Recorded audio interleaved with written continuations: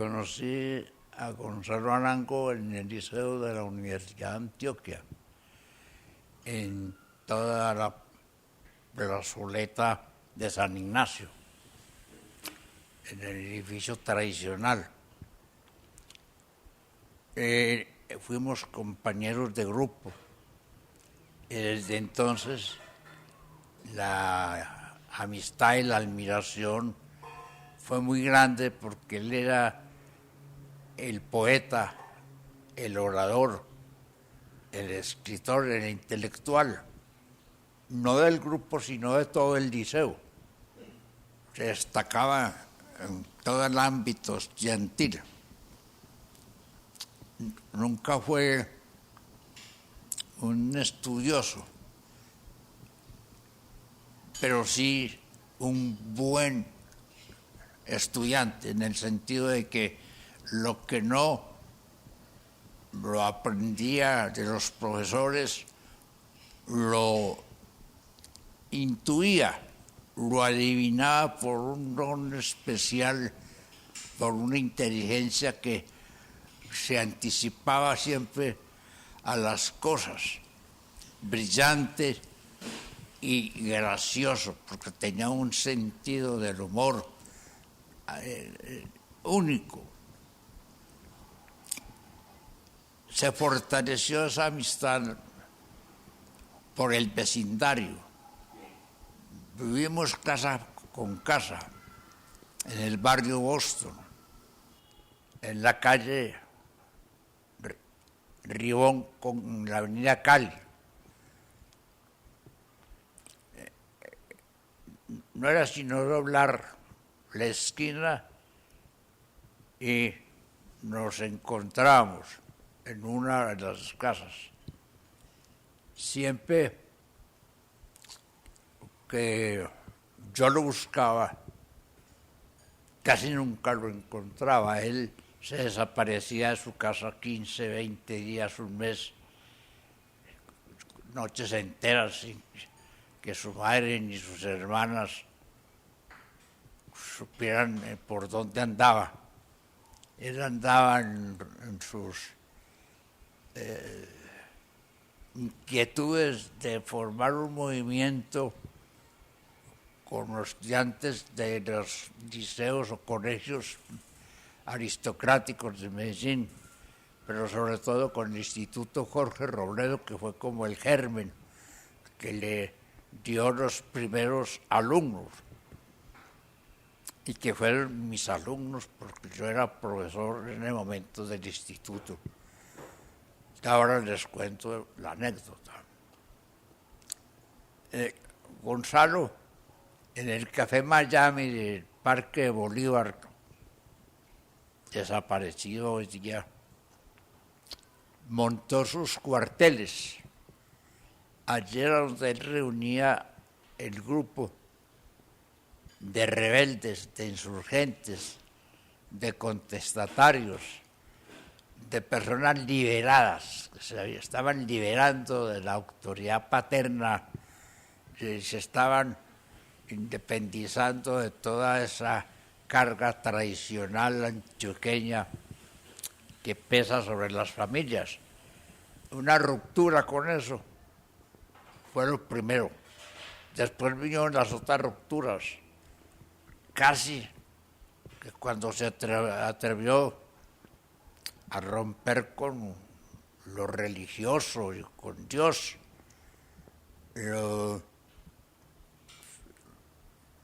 no fue capaz. No fue capaz porque él en el fondo era un místico, él en el fondo era un hombre espiritual, era un hombre de una comunión como con lo grande, con lo alto, con lo más puro. Entonces, si tenía sus expresiones más o menos materialistas, y él fue un hombre de carne y huesos, fue un hombre de pasiones, fue un hombre supremamente enamorado e inquieto, y tuvo una errancia por el vicio y por la locura y por la búsqueda de cosas supraterrenales a través de sustancias o a través de licor. Gonzalo en su alma era de una pureza cristalina.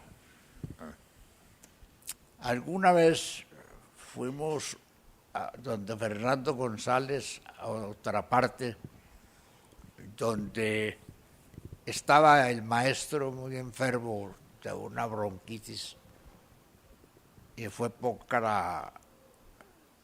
el tiempo que estuvimos allá por respeto a su enfermedad, pero sin embargo pude darme cuenta de ese aprecio, de esa admiración que le sentía Fernando por Gonzalo y todos los estímulos de que eso que viste, eso está soberbio, eso está maravilloso. Siga así, que así es como hay que cantarle la tabla a este país y a esta sociedad.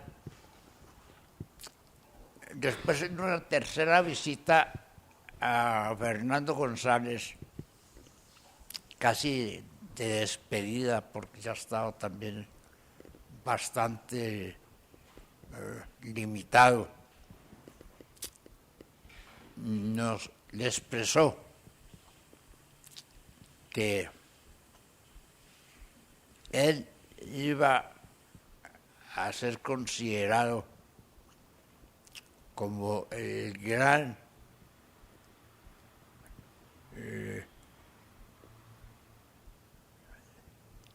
corruptor de la juventud, como fue considerado Sócrates, que él iba a ser considerado por la sociedad pacata y conservadora y católica de Medellín como una persona que irrumpió contra los valores tradicionales y contra las cosas más sagradas de la sociedad. Gonzalo se sonreía y en la avenida, en el bus para la casa, me dijo: hombre, hasta el maestro está equivocado conmigo. Yo no soy ese, ni pienso serlo. Mis críticas, mis comentarios y mis expresiones sobre la mojigatería de la sociedad no son de alcance mayor. Eso no trascenderá. Y entonces los fundadores del Instituto Jorge Robledo, don Conrado González Mejía y el doctor Miguel Roberto Telles, tomaban los aguardientes en la playa en el cafetero. Y un grupo de profesores del Robledo y de exalumnos iban siempre a ese lugar porque creían que se encontraban con sus maestros, con don Conrado y con Telles. Y ya con unos traguitos, don Conrado dijo: Rómulo,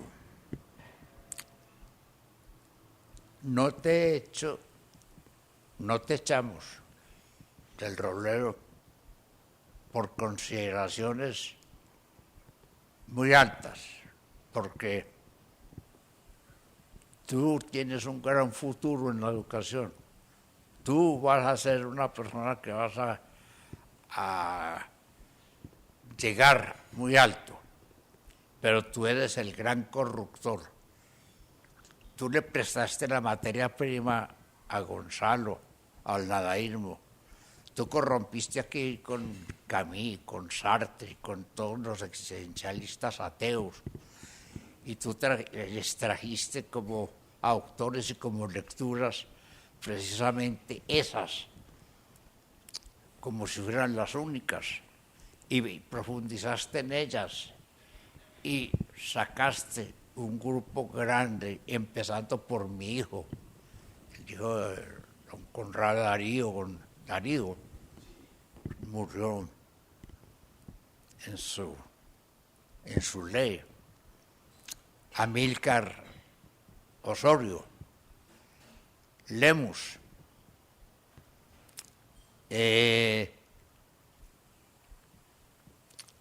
son varios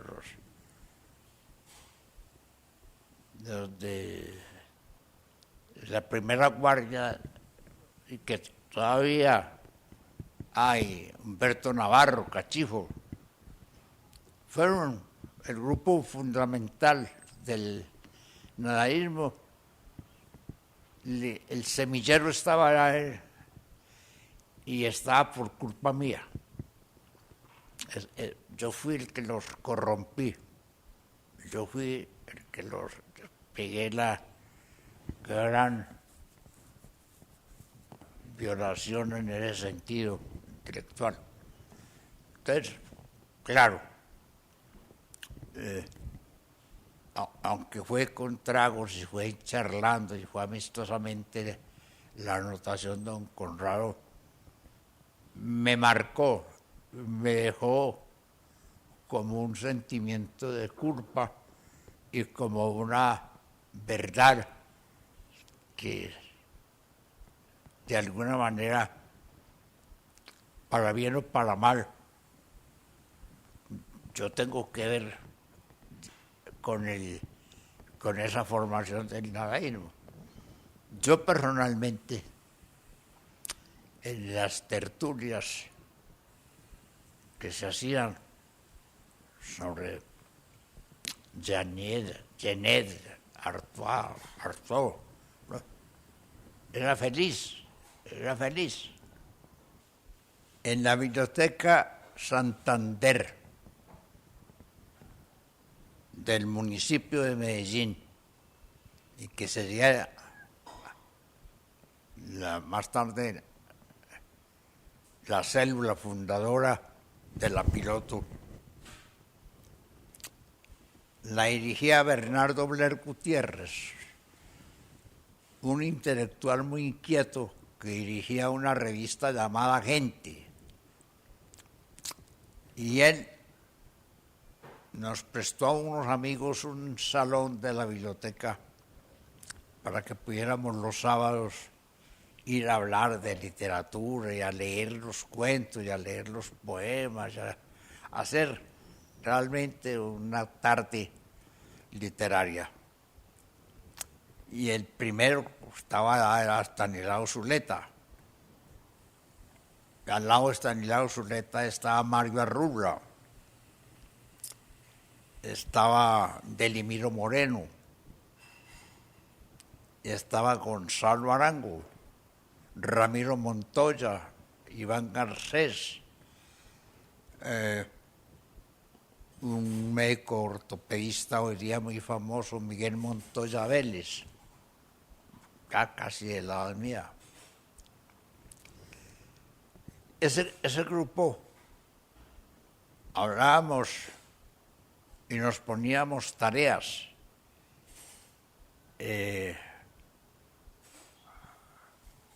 Nos dividimos por tendencias.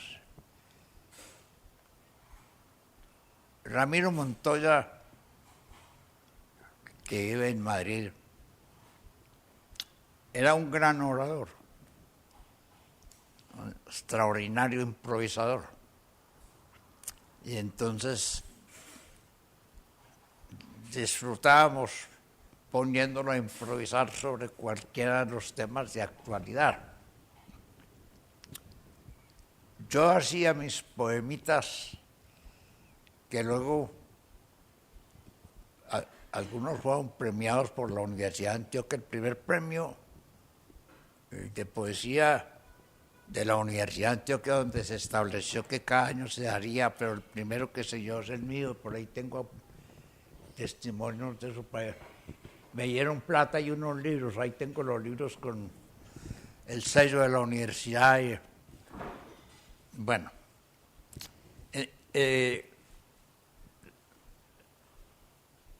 Saúl Sánchez, un crítico literario, un analista literario, es lúcido, brillante, llevaba su trabajo sobre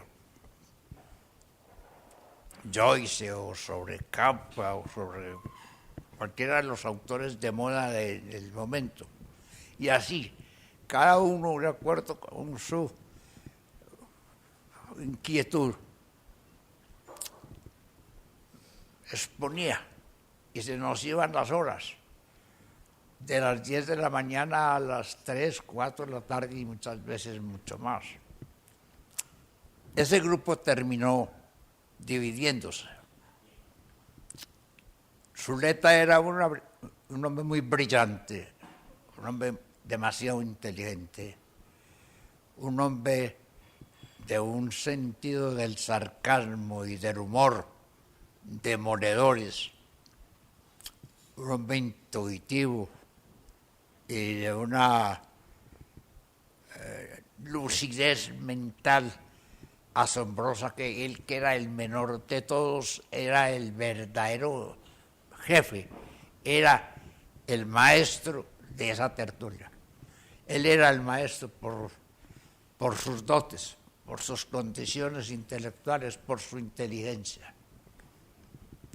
Y él, con Mario Arrubla y con Delimiro Moreno y otros teóricos del marxismo, fueron conduciendo la tertulia cada 8 días a análisis de Mao, análisis de Marx, análisis de... bueno, y eso nos fue aburriendo a los que queríamos más la literatura. Entonces nos prestaron otro salón y nos fuimos dividiendo. Y el jefe de ese grupo fue siempre Saúl Sánchez. Y terminé siendo yo porque Saúl dejó de ir un tiempo. Cuando ya cerraron la Biblioteca Santander porque se iba para la nueva sede de la Piloto, la tertulia se siguió haciendo en la casa de Zuleta. Y ya éramos muy pocos los que íbamos, de parte del grupo de literatura. Del grupo él iba creciendo, Antonio Restrepo Arango,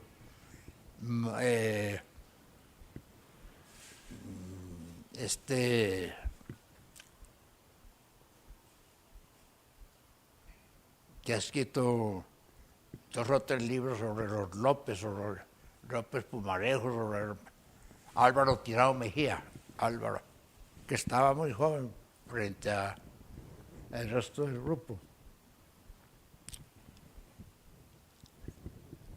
Zuleta, Gonzalo, siento muy amigo de Zuleta, y como les decía, tan amigo que terminó un tiempo viviendo en su casa. Siempre estuvo mucho más en la línea de la literatura que el marxismo, la teoría política.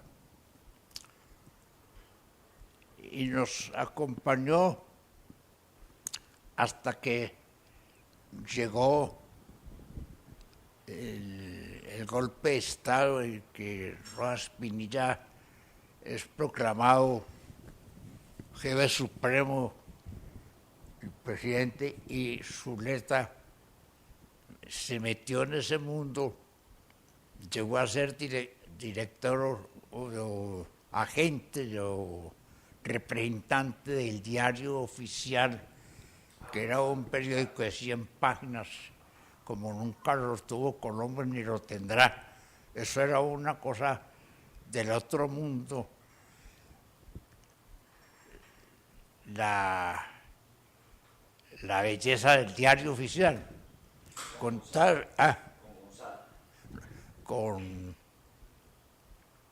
Gonzalo era aquí el agente, eso lo dirigía Arango en Bogotá. Se me escapa el nombre del director, rajaspirillista. Eso se editaba en Bogotá, en imprenta nacional. Pero era un periódico de más de 100 páginas.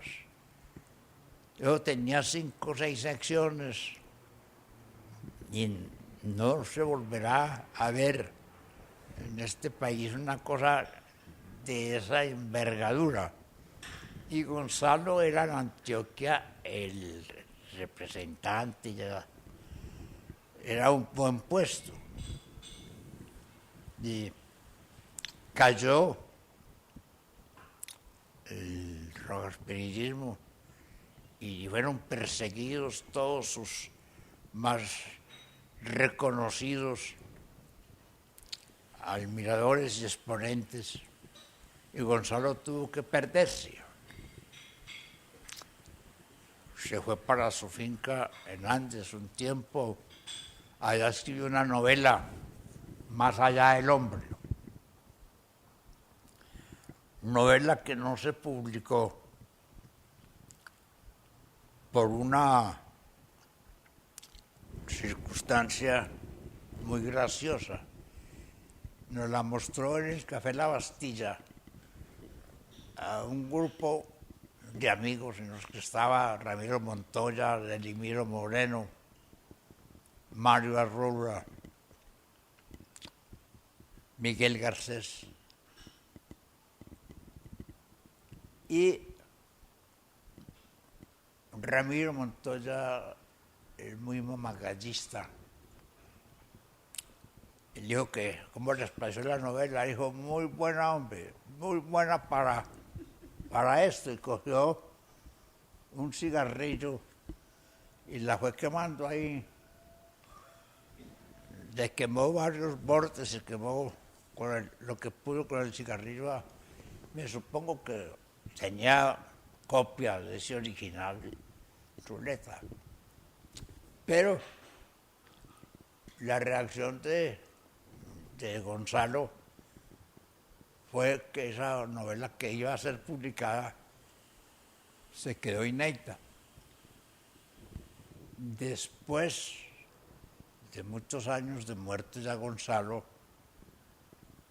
creo que alguien la publicó, Más allá del hombre, la última novela de Gonzalo. Terminada una época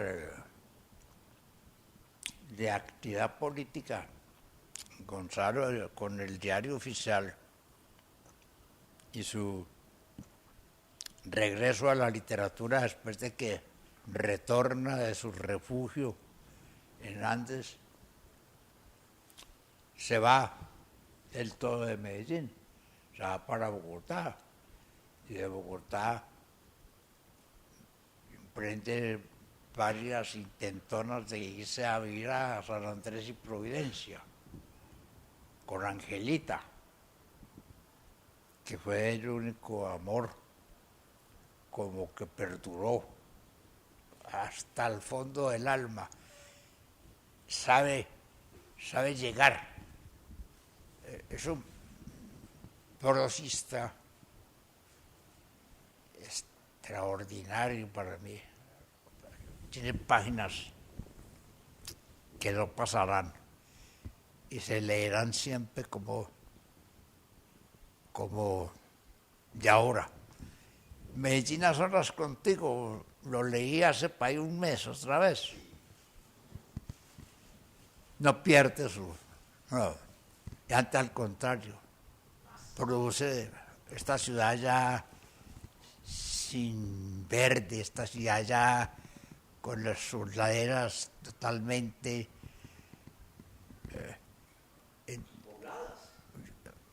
más nostalgia y más angustia y más remembranza de lo que fue, produce leer ahora a Gonzalo. Yo le dije a Gonzalo alguna vez que se dedicara a la novela y se dedicara al ensayo y se dedicara a la crítica y no le perdiera tiempo al teatro, que no era... Ese no era su campo. Ese no es el género que tú puedes manejar. Y ese me sonrió y me dijo, ¿por qué no te gusta? Por muchas razones, ¿no? Porque semáforo en rojo o no sé qué, van al infierno. Los ratones. No. Esos son divertimientos. Esos son distracciones que uno se toma cuando tiene unos whiskies, unos tragos encima y escribe eso. Pero ahí no está tu fuerte, ahí no. Sí.